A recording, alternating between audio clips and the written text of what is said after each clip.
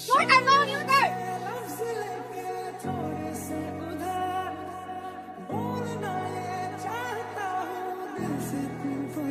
আমি নোমানের কাছে ডাল ভাত, তুই এই যে আমি তোমার দু চোখে তাকিয়ে কপকাত, এর কি হবে?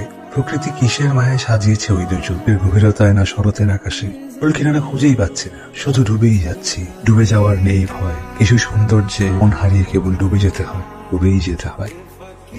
এই ছোট্ট একটা বোলার বলে বোল্ড হয়ে গেলা, কিন্তু মাইনে নিতে পারতেছি। আর বলে বলবে না রে, বড় ঢুকছে মিনছো। এই ব্রেডলি, ওর নাম কি? তোমার নাম? অপরিচিত কাউকে আমি আমার পরিচয় দেই। এই তোর কি করলাম? অপরিচিত কাউকে না আপনি বলে সম্বোধন করা মানুষের ন্যূনতম ফটো, যেটা আপনার নেই। কিছু কিছু মানুষের সাথে শুধু তুমি বলতে ইচ্ছা করে। নাম বলবা না তো, ঠিক আছে? নীল চোখ, তোমার নাম রাখলাম নীল নয় না। ও নোমান, বুঝলাম না, এই গুগলিটারে রিড করতে পারতেছিস না? কনসেন্ট্রেশন কই তো? হ্যাঁ, নিউ একজন আসছে, ভর্তি হবে। বলো। ও ছোটবেলা থেকেই অনেক ভালো ক্রিকেট খেলে, আমাদেরও ইচ্ছে ও বড় হয়ে ভালো ক্রিকেটার হবে। আপনার ইচ্ছায় কিছুই যায় আসে, প্লেয়ারের ভিতরে যে প্যাশনটা থাকতে হবে। জানতো ওর নাম নয়ন।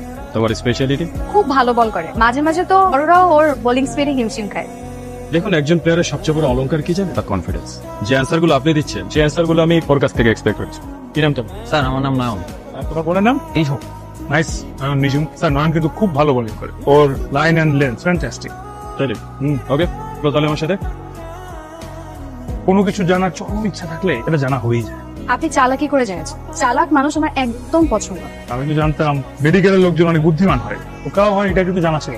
আমি বলেছি চালাক মানুষ আমার পছন্দ। আমি ভবিষ্যতে একবার আপনাকে বলিনি, আপনি খুব জাজমেন্টাল করে আছেন কেন? এটা তো কোর্টে থাকা উচিত। স্বপ্নের টানে, আর এখন তো কি একটা স্বপ্নের মুখোমুখি দাঁড়িয়ে আরেকটা স্বপ্ন। সব জোচ্চুরি কথা বাদ দিয়ে না ভালো হয়ে যান। এটা করতে এসেছিলেন, সেটা মন দিয়ে করেন কি? আমি যা করি মন দিয়ে, হোক সেটা ক্রিকেট কিংবা তুমি।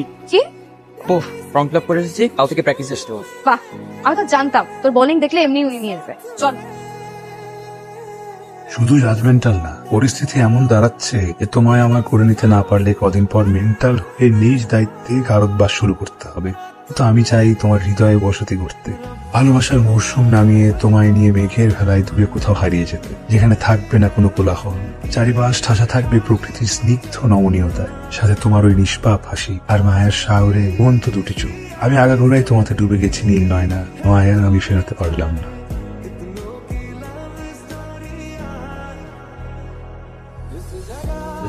আপনার একজন ভদ্রলোকের গায়ে হাত তুলছেন, মাথায় সমস্যা আপনার? নেক্সট টাইম থেকে এসব করলে না আপনাকে আর থাকা লাগবে না। দেখে আমার পছন্দ।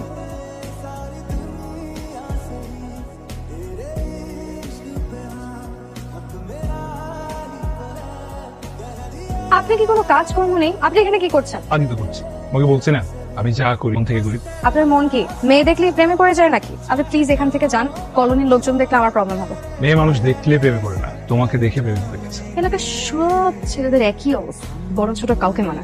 আমি তোমাকে পছন্দ করি কারণ আমি তোমার প্রেমে পড়ে গেছি, আর এরকমটা আমার সাথে আগে কখনো হয় না। তুমি চাইলে করলে দেখতে পারো, বড় ছোট ব্যাপারটা বুঝে নাই। কি আর বুঝো? গতকালকে আপনার কোচের গায়ে হাত তুলেছে কয়েকজন পকেটে। যতটুকু শুনছি ততক্ষণ তো গায়ের চামড়া খুলে ফেলার কথা। যেই মানুষটার গায়ে হাত তুলছো সেই নিষেধ করছে দেখে কিছু করতেছি না। কি হয়েছে? কি করবি তুই? এরপরে থাপ্পড় যাতে তোর গাঞ্জা আবার গালে না পড়ে, এটা খেয়াল রাখিস। কোচের কাছে শুনলাম আপনি নাকি বখাটেদের সাহায্য করে আসছেন, সেজন্য আপনাকে অনেক ধন্যবাদ। ধন্যবাদ দেওয়ার কিছু নাই, আমি যেমন ক্রিকেট ভালোবাসি ঠিক তেমনি আমার স্যার। আর এটাও প্রুভ করে যে আমি যাদের ভালোবাসি তাদের জন্য যে কোনো লড়াই আমি করতে পারি। একদম ঠিক, তবে এখনো সে ভালোবাসার মানুষটাকে ভালোবাসি বলতে পারে। সবকিছু যদি বলে দিতে হয় তাহলে না বলাই ভালো। কাউকে ভালোবাসলে চোখে চোখ রেখে বলতে পারাটাও লড়াই করার মতো। একদম ঠিক, শুধু ভালো লাগার কথা মুখে বললে হবে, মুখে চোখ রেখে বলতে হবে ভালোবাসি। তোর নীল নয়নার নাম্বার, এই নাম্বার নিতে কত কসরত করতে হয়েছে জানিস? এটা আসলে সুন্দর, এমন একজনকে ভাবে হিসেবে পেলে মন্দ হয় না। হ্যালো লামিয়া। Hello doctor. বাসায় গিয়েছিলে ঠিকঠাক? বাসায় আসার পর তোমার কথা বলার আগেই তো ভাইয়ার মুখে তোমার কথা শুনতে শুরু করলাম। শোনো না, ভাইয়া না কয়েকদিন ধরে একটু ইনজুরিতে ভুগতেছে, ব্যাপারে একটু ভাইয়ের সাথে কথা বলবে? দাও তোমার ভাইকে। জি বলেন না কি করা যায়। লামিয়া বললো আপনার নাকি কি ইনজুরির সমস্যা। ইনজুরি তো সেই দিন থেকে। কোন দিন? ওই যে দিন খেলার মাঠে সবাই তো দেখেছিল আমি নয়নের বলে বোল্ড হয়েছি, কিন্তু আসলে তো আমি আপনার চোখে বোল্ড হয়েছি। ফ্লার্টিং? রাইট বলছেন। এতদিন তো আপনার চোখের মায়া পড়েছিল, এখন তো আপনার চোখের মায়া পুরো আটকে গেছে। তাহলে আমার চোখ দুটো আপনি নিয়ে নিন। ফুল গাছে সুন্দর, গাছ থেকে ফুল ছিঁড়ে ফেললে সে তার সৌন্দর্য হারায়।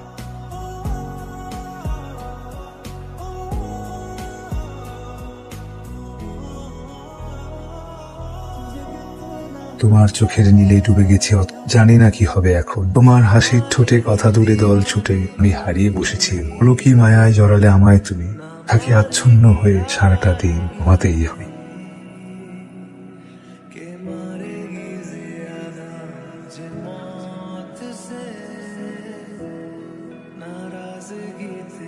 আঙ্কেল সরি, আপনাকে রিক্সা থামাইছি। ছোট্ট একটা আবদাল হয়ে আইছি, নিজেও আপনার মাইয়া, ওর মধ্যে আমার লাগবো।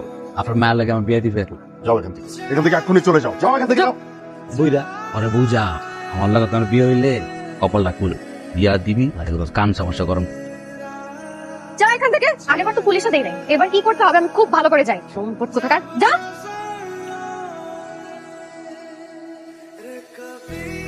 বেশি বার বাড়ছিস তুই, আমার গেলে থাপ্পড় দিছিস। তোর এমন এমন জায়গায় আমি থাপ্পড় দিয়ে মরে দেখ তোরে কি করি আমি।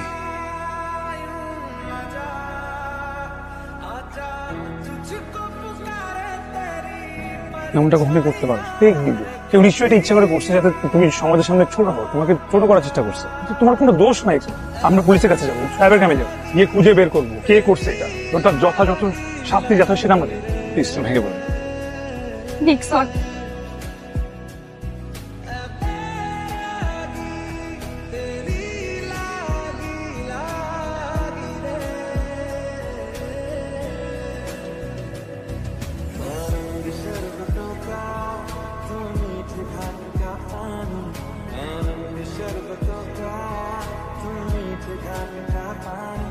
मुझे खुद में खो दे।